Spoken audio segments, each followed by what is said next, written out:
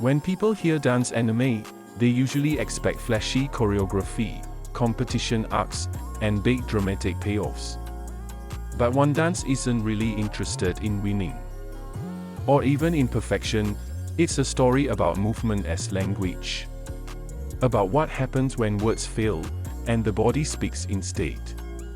Through Kabo's quiet sensitivity and Wanda's disruptive passion, Wandance explores self-expression, neurodiversity, and the courage it takes to exist authentically in a world that prefers conformity.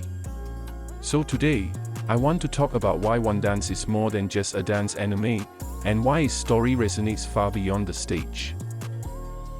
Number 1. Dance as a form of communication. In Wandance, dance isn't framed primarily as a skill to be judged or ranked, but as a language that exists alongside, and sometimes instead of, speech. For Kabo, whose stutter makes verbal communication difficult, movement becomes a way to express emotions, curiosity, and longing without interruption. The anime positions dance as something intimate and personal, where meaning comes from intention rather than technical perfection.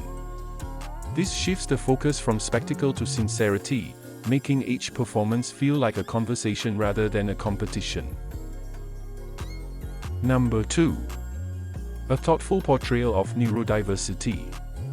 Kabo's stutter is not treated as a hurdle he must overcome to be worthy of success. Instead, the story carefully depicts how his internal sensitivity, observation skills, and emotional depth shape the way he experiences dance. Wandance avoids turning him into an inspirational stereotype and instead allows his differences to coexist naturally with his growth. Dance becomes an extension of who he already is, not a cure for his perceived flaws, which gives the narrative a rare sense of respect and realism. Number 3. Passion as a catalyst, not a goal. Hikari Wanda embodies raw, unfiltered passion, but the anime doesn't romanticize it as something purely uplifting. Her love for dance is disruptive, it unsettles routines, challenges social expectations, and forces others to confront their own fears of standing out. Rather than positioning passion as a destination, Wandance treats it as a force that destabilizes comfort and sparks transformation. This makes her influence feel genuine, sometimes overwhelming, and deeply human. Number 4. Movement-driven storytelling. The anime's visual language mirrors its themes by letting motion carry emotional weight. Camera angles, pacing, and animation style often reflect a character's internal state, making dance sequences feel like emotional monologues rather than choreographed showcases.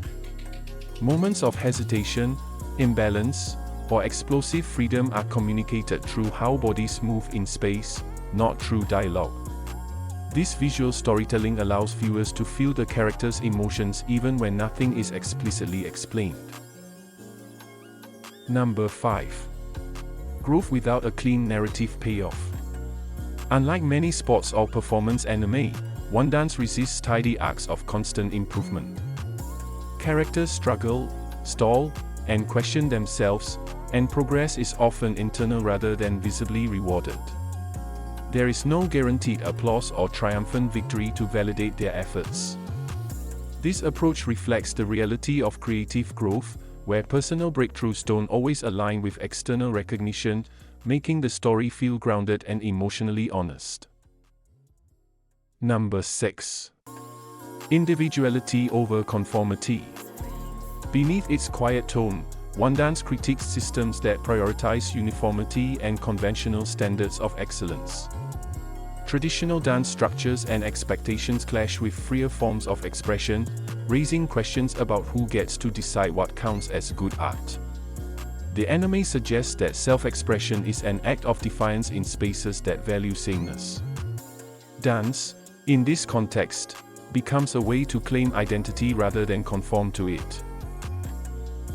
Number 7. A story about becoming yourself. At its core, Wandance isn't about mastering dance, it's about learning how to exist authentically.